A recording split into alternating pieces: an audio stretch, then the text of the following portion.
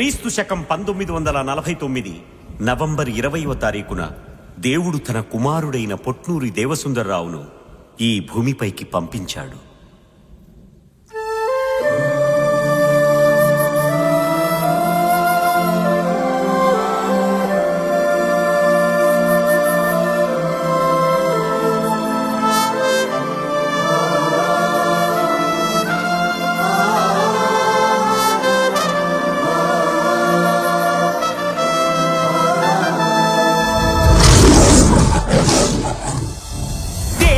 కొరకే పుట్టాడు అదిగో జయశాలి, ఆ దేవుని కొరకే నిలబడిన వాడి జయశాలి.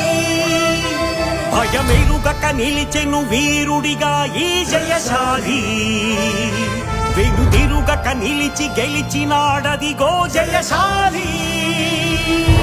సమరమే నీ బ్రతుకులో గెలుపుడిగా, నీ బాటలో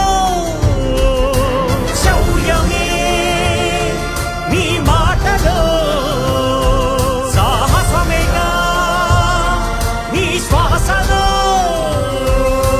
దేవుని కొరకే పుట్టాడు అదిగో జయశాలి, ఆ దేవుని కొరకే నిలబడిన వాడి జయశాలి. భయమెరుగక నిలిచెను వీరుడిగా ఈ జయశాలి, వెనుదిరుగక నిలిచి గెలిచినాడదిగో జయశాలి.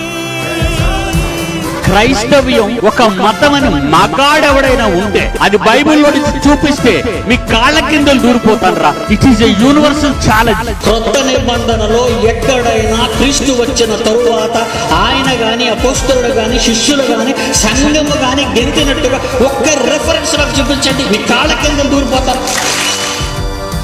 సత్యబోధనే స్థాపించాలని క్రీస్తు సంఘమే నిలబెట్టాలని, బైబిల్ ఒక్కటే మహాజ్ఞాన గ్రంథమని, యేసు ఒక్కడే లోక రక్షకుడని, నిలబడినవాడు తరబడినవాడు వెనుతిరగనోడు మన జయశాలి. తప్పన్నవాణ్ణి ఉప్పొంగినోణ్ణి మదమణిచినాడు జయశాలే.